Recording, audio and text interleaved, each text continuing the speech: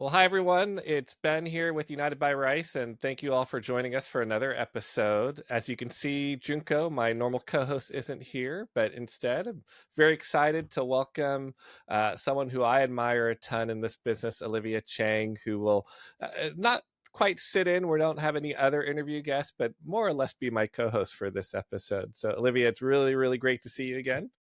Good to see you, Ben. I think I've seen you a couple times in the last year, and the first time was actually at the Santa Barbara Film Festival, if I'm not mistaken. And I got to meet you, Jillian McKercher, Connie Mew, and a couple other folks that had worked on a new independent film called Lucky Star. So we just had Jillian and Connie on not long ago. Love to continue the conversation about Lucky Star with you and talk about. I think the film has now hit the theaters in Canada and maybe even streaming. So, what's the reaction been?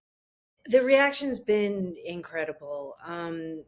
Yeah, we are currently in a theatrical run here in Canada, and we're now available on video on demand. So people can, I think, buy or rent, or at least at the very least rent, through outlets like Apple, Prime. And it's a Lucky Star is a feature film that I'm very proud of.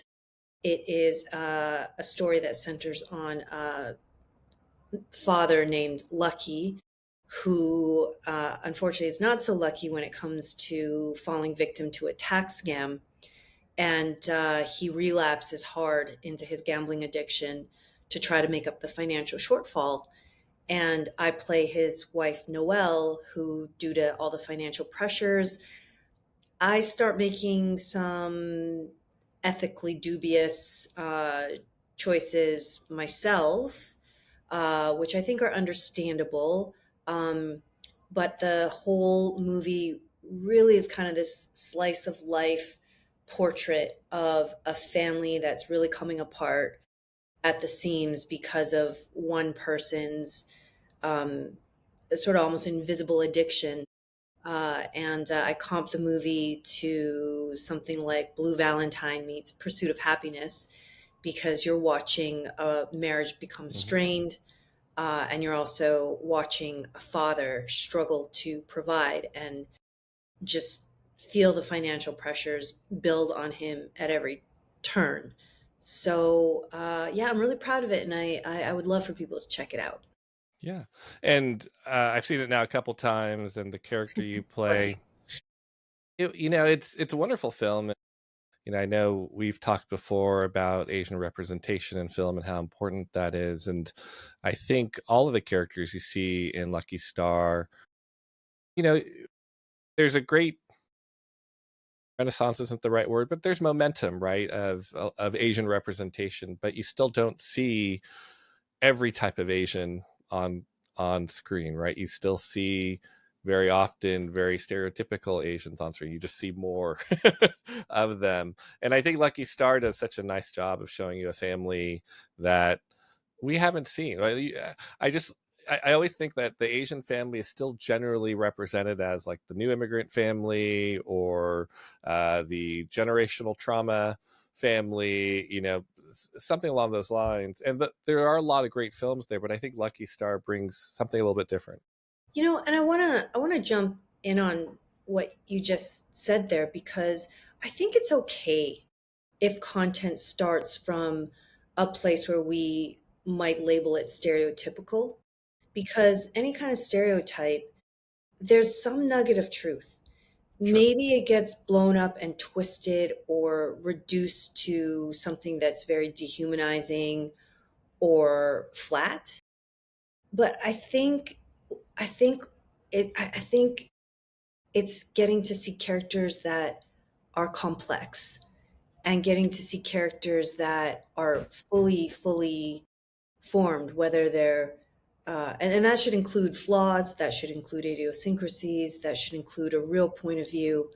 And maybe that would take those roles that, like everything you're talking about, um, and just make it like something full to watch. Yeah, it elevates it, right? And it gives us more of what we now that there's a lot of second, third, fourth, fifth generation Asians in North America, right? It gives you some of those stories in different ways.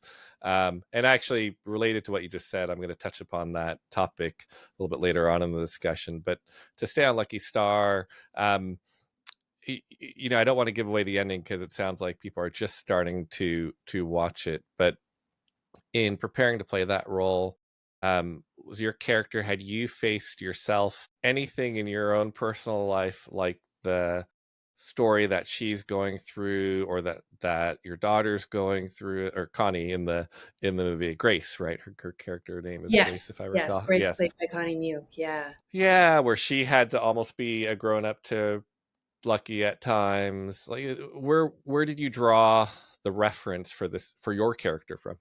It's it's funny because Grace, who's so beautifully played by Connie, I relate to that parentified child Mm, in a family where you're maybe taking on more than you should, and you don't get to just be the kid. Um, in terms of my own character, I feel like I didn't have to do too much to prepare because I'm from Alberta. The movie is set in Alberta.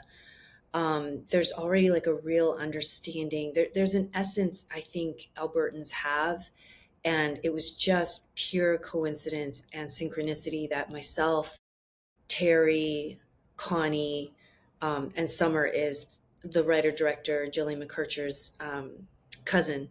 So, but we were all Albertans, and there's a rough and tumble, prairie charm. I think Albertans have. We're very salt of the earth, and I think that really kind of came through. We all had a similar sensibility.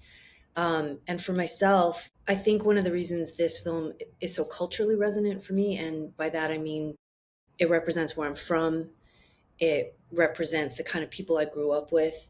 It's a real sliding doors moment for me because I feel like this could have been an alternate universe for me. A look at what my life could have turned out like. I grew up with Luckies, I grew up with Noels. I could have been a Noel, I could have been a Lucky. Um, so stepping into understanding that kind of, middle class, working class world, I didn't have to do much. hmm The set deck was so familiar. It was someone's real house, and I grew up in houses like that my whole life. The uh, the fact that we were shooting in a real winter, I loved those details of actually what it's like to shovel snow or see snow, go through. And the backstory of Lucky and Noel, they had a kid when they were really young, and they made a go of staying together to raise their family, which I think is, really, really commendable. But in a way, they didn't really get to grow up themselves hmm in certain ways, and they've become more friends mm, with their kid. And I feel like I've gotten a little off track here, but have I no. answered your question, Ben? Yeah, no, for sure. Well, and you mentioned sliding doors, and that could have possibly been you if you gone through the wrong door. But I didn't take away that your life or Noel's life was necessarily miserable. Like, I felt like there were dark times for sure during moments of his gambling, but it also felt like there was real love and probably a lot of romance and fun at some point in their lives. And yes, things start to unravel a little bit. But even how the film ends, and again, won't give it away. I don't know. In your opinion, is there is the I like you where it know ends. I think I know what yeah you're getting at. yeah. Because I think there's something about your first love. hmm There's something about um, there's something that's really pure and unforgettable about your first love, and I think that's what Noel and Lucky may have been to each other. And I think that in their past life, pre-baby, they were probably like the power couple on. They were probably like bar stars Right. together, just living it up. And in my mind, Lucky was in the game and was dealing drugs, and Noel knew and was fine with it. You know what I mean? And then they have a kid, and they've got to reduce the risk because now they have a mouth to feed, a baby to take care of, and they go straight and narrow, and then they hit certain limitations because they don't have skill sets or the life skills to maybe take them a little further than they had maybe dreamed of when they were younger. So no, I think what's beautiful about the film is we feel like a real family. I think we feel like there's real bonds and chemistry between us, and I think it's sort of the misery of the moment, right? We are seeing this family at a real breaking point, but that doesn't mean that there's not levity and love and humor between them. And of course, like any family, it can switch on a dime, and they also know how to get under each other's skin. And I think those scenes are always fun to watch when you watch characters just finally have enough of each other and just blow up, you know. Sure. Well, again, I really enjoyed it, so I do hope that people go and watch it. You've been now on some big, Apple TV type of shows, and then now you've worked more recently on a number of independent films in different roles: actor, executive producer, director. What has this part of your career been like, and is it harder than I imagine? It's harder than you imagine it might be. Absolutely. I mean, working behind the camera, you have so many other people to think about. Working as the actor, you have your character to think about, and you're the guardian of that one character. And a lot of your feedback comes from a very specific point of view. And then you get to go home and, memorize your lines or think about things. Maybe call up a castmate and you guys talk about your ideas over sushi. You know what I mean? Like Hmm. I'm not saying it's not hard work, but it's a different kind of work. Stepping behind the camera in the last 2.5 years, um, more on the producing and directing side, I mean, the anxiety that comes with it because you've roped people into a project and you feel the responsibility of something happening or not happening, or presenting it out in the world. And being a director, I was floored by the amount of admin. I just felt like I was constantly answering emails and barely had time to get to the crux of the creative work. And I had so much support as a first time documentary director. I just plugged into like a very well oiled machine. So I had a lot of support, and I still felt incredibly overwhelmed and anxious some days. But it's gratifying work in a different way because you're storytelling from a different side of it. And is your I guess in your life, your preparation for whether it's, executive producing, producing, directing. I come from the corporate world, and, email, cross-functional projects, those type of things I've always been used to. And it feels like that world is closer to production directing than acting is, right? Did you have any of those type of experiences in your career, or was everything that helped you get to this moment by observing while you were acting? A little bit of both. When when acting was not, I mean, when I was younger, the idea of building a livelihood around acting, it seemed on the same level as trying to build a livelihood being a circus performer. It just seemed so far out of reach. It seemed not nonsensical, because obviously we see movies, but it just felt so out of reach for someone like me from where I was from, where it was Hmm. not an accessible community, let alone industry, to break into.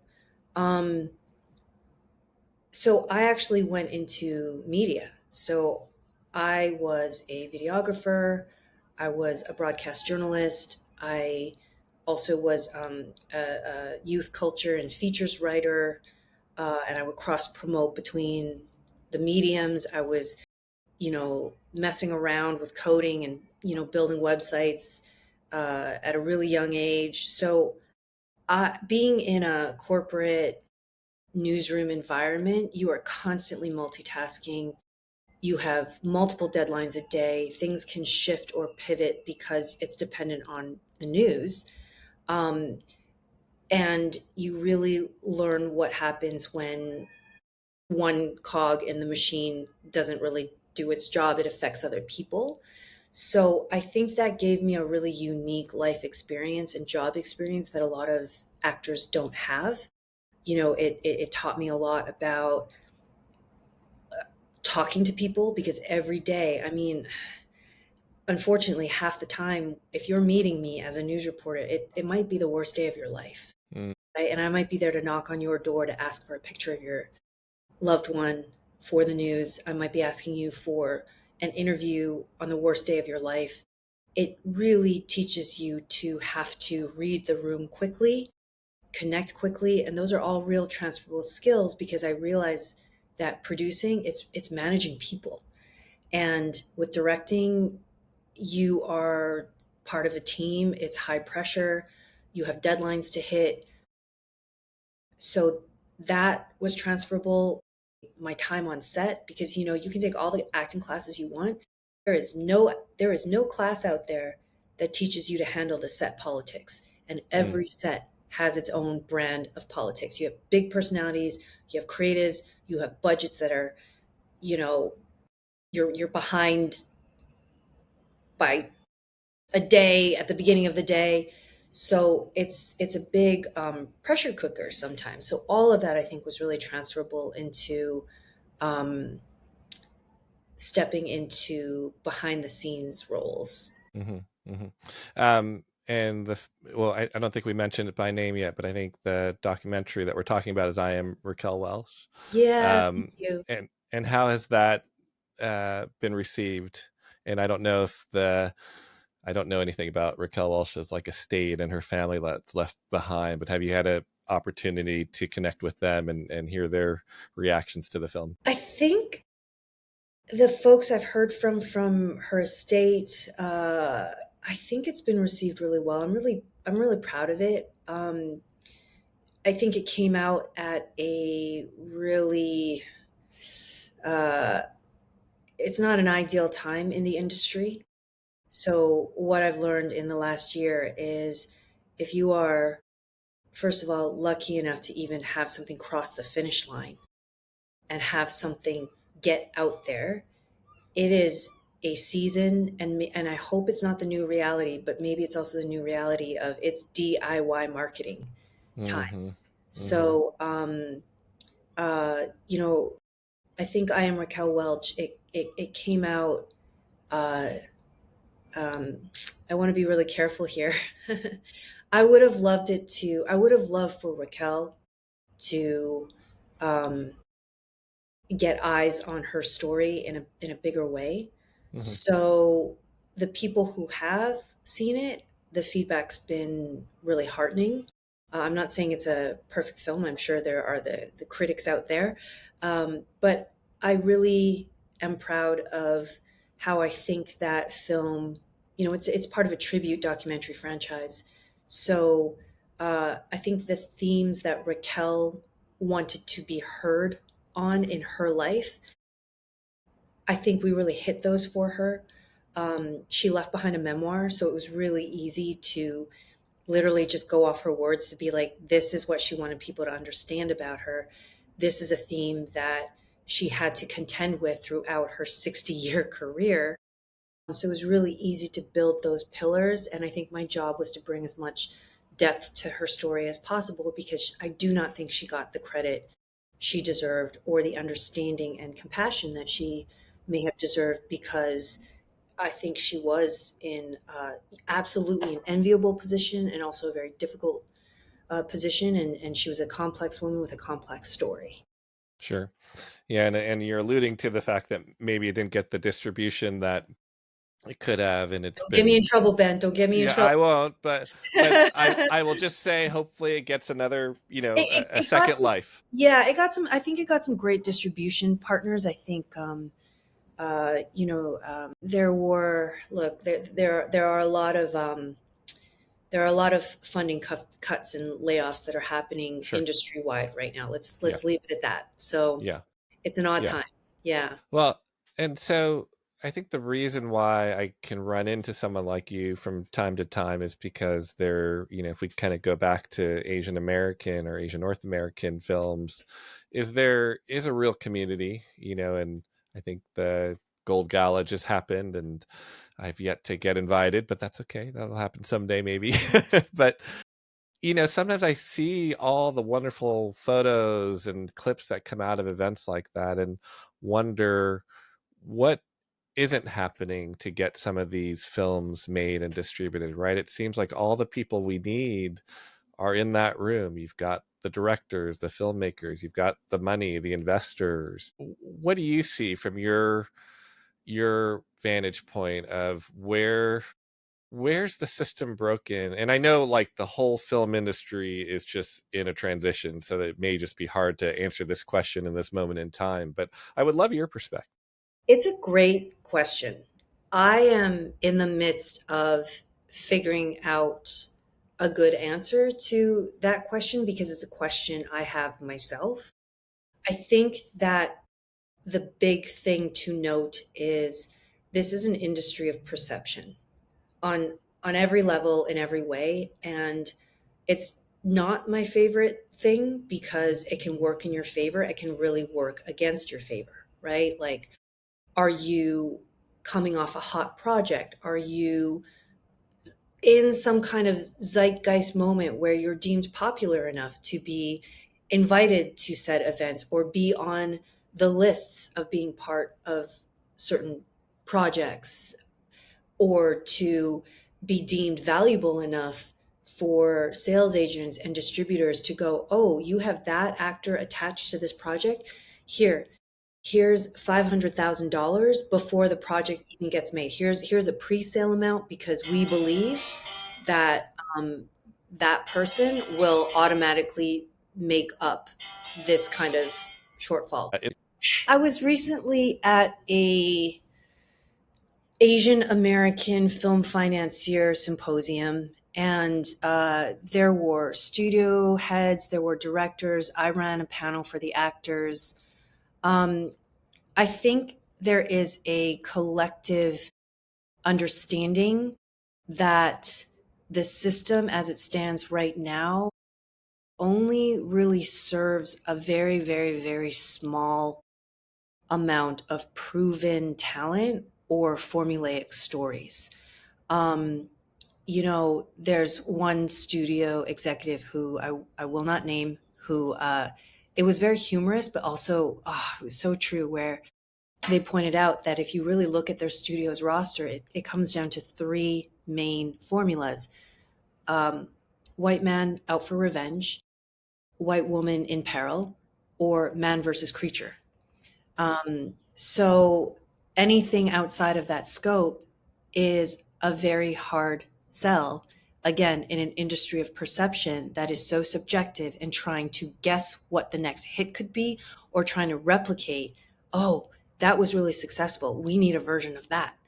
So creativity and ingenuity and innovation isn't necessarily rewarded because no one wants to be the first to go, Hmm. if that makes sense. And Sure. Yeah. you see that in terms of what gets funded or who gets backed. And it's really disheartening from an artist's point of view. Um, but I think I do see a collective of, and this isn't exclusive, but I'll just speak from the Asian American, Asian Canadian experience because look who we are. But I think that there are Asian Americans who are in a position where they recognize they have the financial clout, the human infrastructure resource, the sphere of influence to really make a pragmatic difference in changing the narrative. And I think I sense a bunch of people trying to figure out, what does that look like? What is the practical and business aspect of, if we can't get a seat at that table, how do we build our own? Right. Yes. Yeah. I think that, I mean, you look at just this last year's films, right? The Oscars, and you have films like All Anora, indies. Yeah. right? It's like, give me $300 million and make 30 of those for the Asian American filmmakers versus one, to your point, one of those formulaic films that cost $300 million to make and bombs, right? Direct to streaming. Yeah. So, yeah, Or hopefully people figure this succeeds out. because they're getting 2 to 300 million Right, in print and right. advertising and marketing. So On that's that top of it. Yep. piece that that has been really eye opening for me in this last year and a half, because before we met, last year Warrior came out onto Netflix. Our cast, we pulled together and we created our own, like we were in communication. We were organizing ourselves to create content to promote our um, move, or our partnership, whatever you call it, our non-exclusive licensing agreement with Netflix, because it was a real Hail Mary, but if we had been, Mm, a hit on Netflix, then that might have jogged the conversation to, reinvigorate Warrior in the yeah. way that we hoped. And, Yeah. That's we ran our own press junkets. We got ourselves onto MSNBC. We did that as a cast, and we were both really proud of ourselves and honestly probably quite disheartened by the situation. And every project I've had since then, it's been this roll up your sleeves and get out there, because you don't have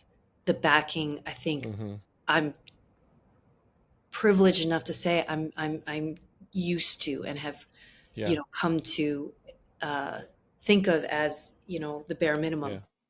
I had actually talked to your publicist about maybe we should pitch like a Warrior reunion at San Diego Comic Con, something like that. You What'd she And say?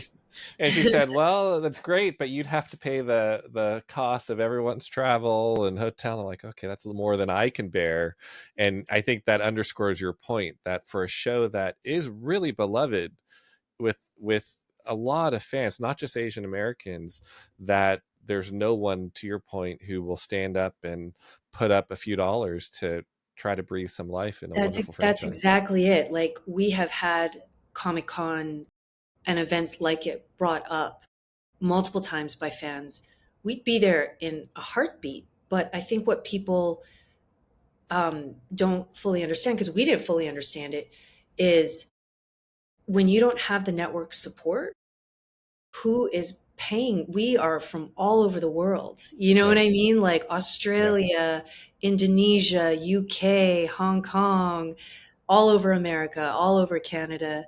Who pays for those flights? Who that are already jacked up because it's Comic Con, and then Yes. housing is jacked Yeah. up because of Comic Con, and then the per diems, the cars to get us to the airport and back. It's asking artists and actors to pay, like, to Right. themselves, pay to work. And Right. I realize that a lot of our fans, and people who have tried approaching, and it's like, we would love to do it. It's just that no one thinks about the logistics of what that Right. actually takes and who Yeah. bears that cost. Yeah. Well, I still have it on my list of things to try to get done in my. Well, we didn't talk about Warrior. I think that's how most of our listeners will still have probably known you from. So, a question for you about Warrior. You brought up earlier in the conversation about sometimes it's okay to play like stereotypes, right? And when I see shows like Warrior and Kung Fu, I always have this moment of trying to reconcile, should I like this, right? Or is this diving too much into a stereotype? And so actually would love how you would explain that, to what's the difference between like, here's a trope, here is something that, you know, non-Asian people always see us as, versus like, this is something deeper, this is something more nuanced. Ben, you know what? You ask such nuanced questions. I really appreciate that about you as an interviewer. This is something that I've had a lot of time to think about, because arguably, if you know my body of work, you could totally argue that I have stepped into many stereotypes and tropes. And I completely understand, especially for other Asian women, if they have a reaction to when I first step on screen.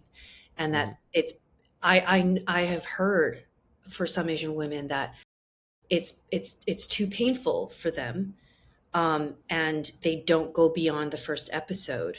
And I hear about it from Asian men who are telling me that they're arguing with their female friends to be like, but you have to keep watching. She's more than that. And I appreciate that. And I also am like, I completely understand where those women are coming from, because I have these massive debates with myself when I take on any role where I understand that when you first come into contact with my character on screen, you might be full of a lot of judgments like, oh God, here we go again. She's a sex worker. She is, very, very uh, powerful. And therefore, like, I can't play a powerful lady without at least one person who's usually not Asian calling me a dragon lady and not really understanding the history of that term, and that how come I can't just play someone strong with leadership qualities and it not get racialized, you know? Um, but I don't want other actors coming up behind me to ever feel like they're not making progress in their careers, or that they're not carrying something in terms of positive representation that could move the needle forward for the narrative, if their character on the surface is someone we could write off as a stereotype. Because here's the thing, there are women out there who, right now in this day and age, are sex workers.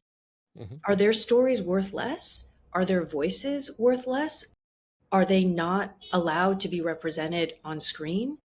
I think it's, can we take those marginalized voices and stories and stereotypes, and if we make them human and we make them compelling, then we're humanizing something that, if it's a trope, I think it's one dimensional. There's no arc. I think that's the big question to ask. Is there arc and is there growth? If if someone like, I mean, a toy, right? If she didn't have dimensionality to her, then absolutely you could write her off as a trope Right. and a stereotype that moves us backwards. Yeah. But because she's a character who, you find out in our fantasy version of her, almost has this superhero vigilante quality, is incredibly caring, actually, of the plight of her people, that she Hmm. has this visionary and ability because she's fought her way to the top, where her basic survival needs are met. She is actually one of the few in Chinatown, and she recognizes that, who can strategize beyond her own survival and be strategizing for the community. And she's putting her neck out there. She's adopting women into her care and not hanging on to them for forced labor, but allowing them to come and go as they please, Yeah. taking care of them. There's so much more to a toy that takes her beyond a trope. She bleeds, she hurts her. She's very human, she's vulnerable, she's funny, and Hmm. she makes mistakes, which I had a writer friend say, if people don't make mistakes, if what makes characters relatable is if they make mistakes. And one of my favorite lines of Ah Toys is when she first allows Assam to see her all beat up after the riots. And he's like, what happened? And her line is just, I got cocky. You Yeah. know what I Yeah. mean? Yeah. Like, she Yeah. knows that she went too far and thought she was untouchable. And then she, Yeah. nearly lost her life for Yeah. it. So I think that's the question, that it's okay. I think it's okay. I mean, I struggle with it too.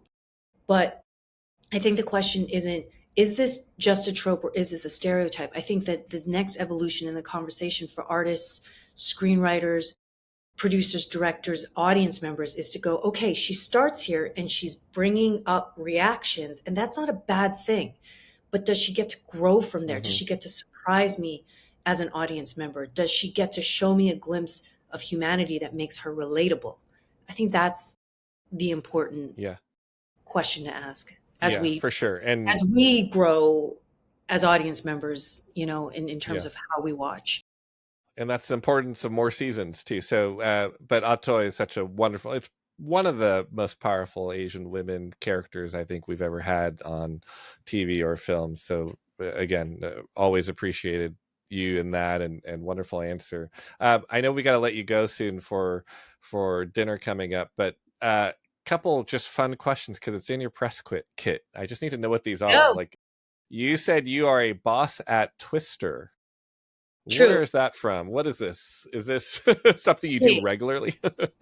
no, but every time I do, I'm one of the last women standing, which isn't right because you're all twisted up. So Yeah, the term doesn't quite uh, yeah, but but you know what I mean. And I think that comes from having been a gymnast, right? So it's like you're used sure, to flexible. flexibility,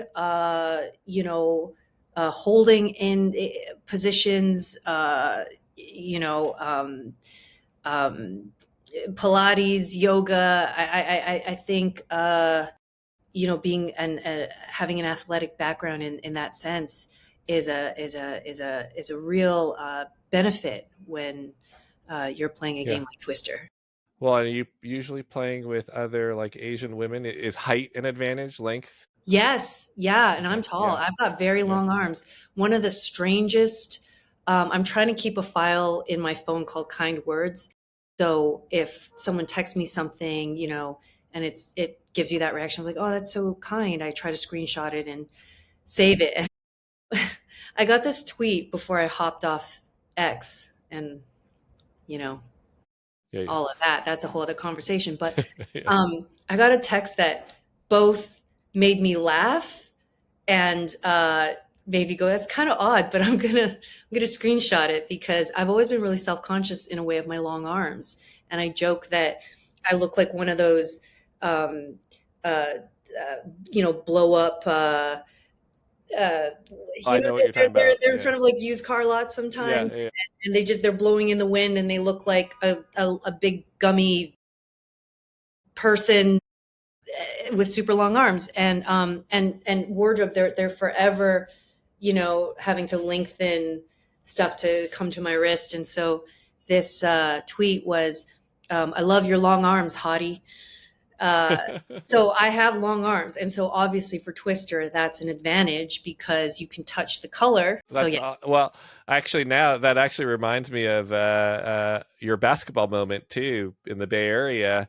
What, a year or two ago when you picked Jason Williams? It has to be the long arms. that was last year. That was in Toronto. That was Toronto. Oh, that's uh, right. That's yeah, Simu's event. Yeah, that yeah, was yeah. Simu Liu and Jeremy Lin's event for what used to be called the Chinese Canadian Youth Athletic Association. It's now been Okay. Yeah. rebranded as ARC. So I think it's the Ath- Asian, I forget what ARC stands for. They're just Okay. rebranding. So, Yeah. but yeah, thank you for bringing that up. That is like, such an example of you don't know, like just literally shooting your shot because you never know. I mean, if you don't try, nothing's going to happen. Yeah. If you take a risk to look like a fool in front of thousands of people, you might actually, you know, get a chance to steal the ball from Jason Williams and get a shot Yeah. in, Yeah. which What a wonderful I memory. a really, really, really wonderful memory. And the fact that it was caught on video, because, yeah, no one's going to believe me. Who's going to believe me that, I got uh, a shot in on white chocolate.